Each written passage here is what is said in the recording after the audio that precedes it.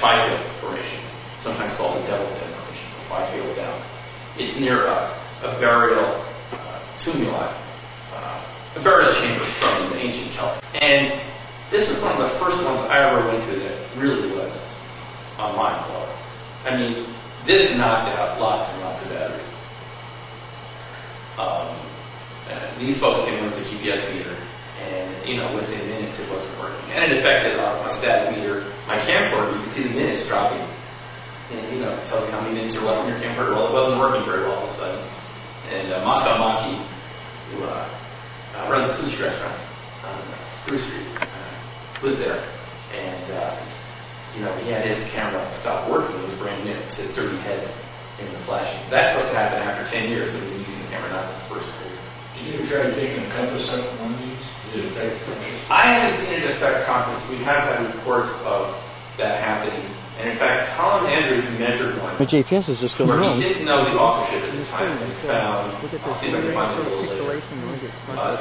He did find that the north was off by 3 degrees using a magnetometer.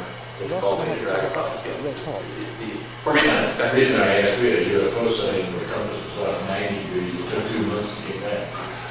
Right.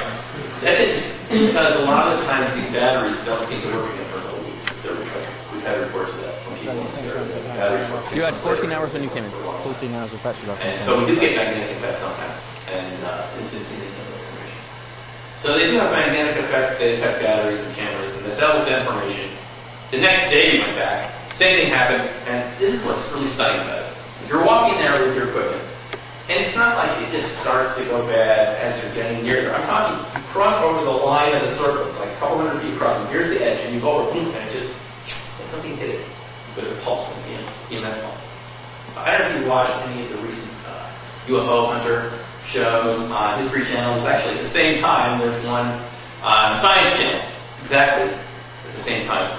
And they showed how an EMF pulse could knock out an engine. They were actually looking at why a plane had crashed by Catalina Island off the coast of LA and could have a magnetic pulse do that. And they could actually inject magnetism right there on the screen for you into a regular combustion engine, and it stops working because the electrons don't flow the right way, the sparks stop sparking, and you don't have engine function.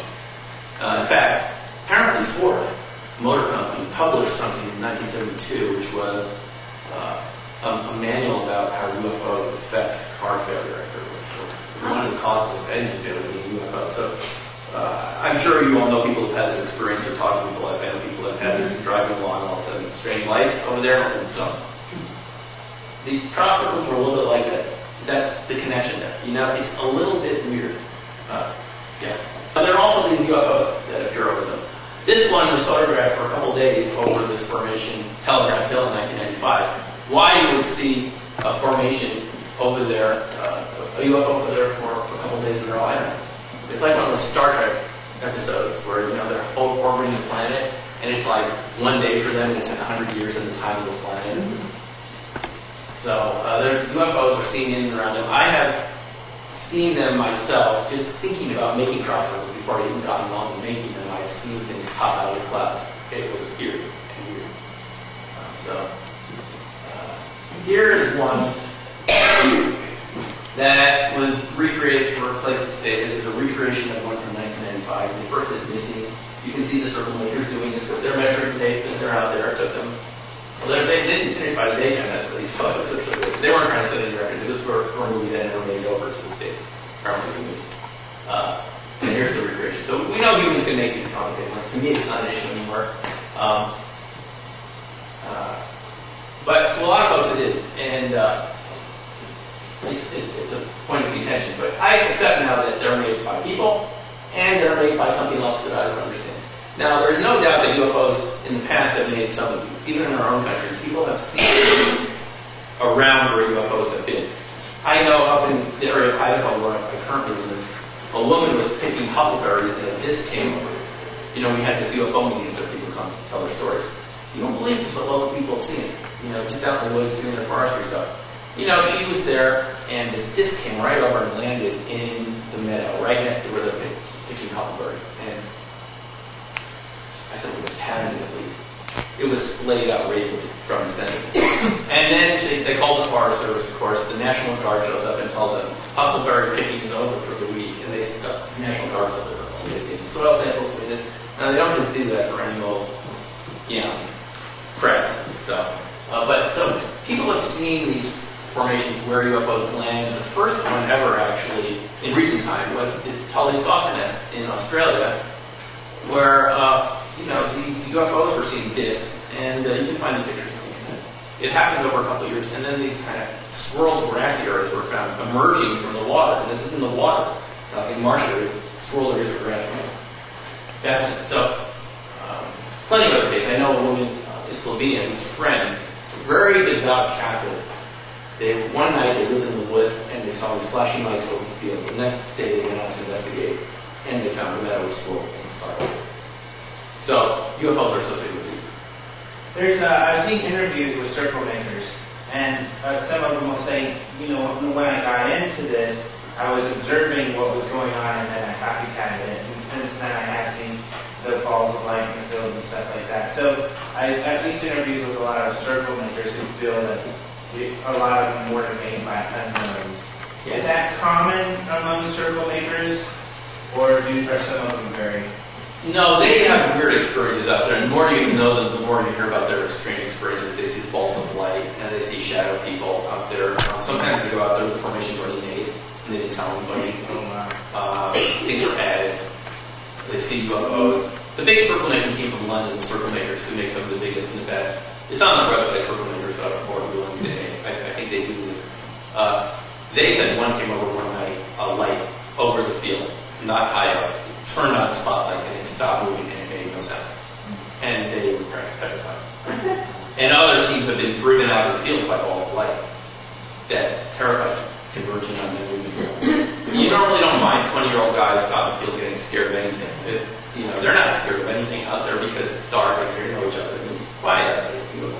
And then when balls of light show up, and the original team of Doug and Dave, the two guys from Boulder, who claimed to have made a lot, and I think they did in the 80s, they said they don't know why they were doing it. They felt like something was making them do it. It was the last thing they said in one of their interviews. I don't think they were making it up. Because you go out and make your own, you'll see something that's going on there.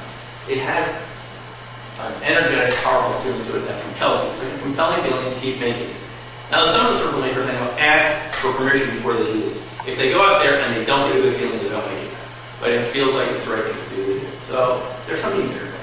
Almost maybe like we're learning the technology or being taught. Well, that's exactly right, Alejandro. I believe that this is a UFO extraterrestrial technology that has been picked up by people. It's a language. And it started with UFOs. It's been happening in this country. The Native Americans called them fairy circles. It was called the mowing devil in the 1600s in England. And these have existed all over the world, and there are different names for that. And I don't think it's very far-fetched to think that this is a language that we're being taught. And people are supposed to pick up the mantle to see what we can do with it. Because I think big scientific discoveries are going to come from Project. And we'll get to that in a moment. Some of the things that people thought were signs of the ionic class, there's this molten iron in the Cheryl Formation in '93. This is something that the BLT team studied. Now, apparently, the person that will discover it actually met later with a circle maker who had another rock that looked just like the original. And he said he did it, in his kitchen with fire and coated it. And apparently, this type of that really I would call hoaxing. I would say that's hoaxing. They created this just to fool circle makers, because I don't think that's a good idea. Because it caused people to spend a lot of time. But some of them apparently do this, even wanted to use a battery-powered hair dryer to melt, kind of get a curled feeling. So some of them can be pretty tricky. I'm not saying they don't do that, but for the most part, they don't do that too much. This is one that was made in New Zealand for a Japanese TV crew. This one took, it was Matt Williams and his team. It took, I think he said, 2 or 3 hours to make this one. They made another one a couple hours also. It was filmed, done at night. It was filmed. The Japanese crew picked the pattern. They gave them 20 patterns. And the Japanese crew said, do this one. And that was the previous one. This one, they just chose their own design. And it was filmed at night with infrared light and so forth. And they were able to make it. So they can do this. The weird effects that people have seen, like this so-called, this canola plant, it's kind of bending. Now, this has been seen in and around man-made ones too.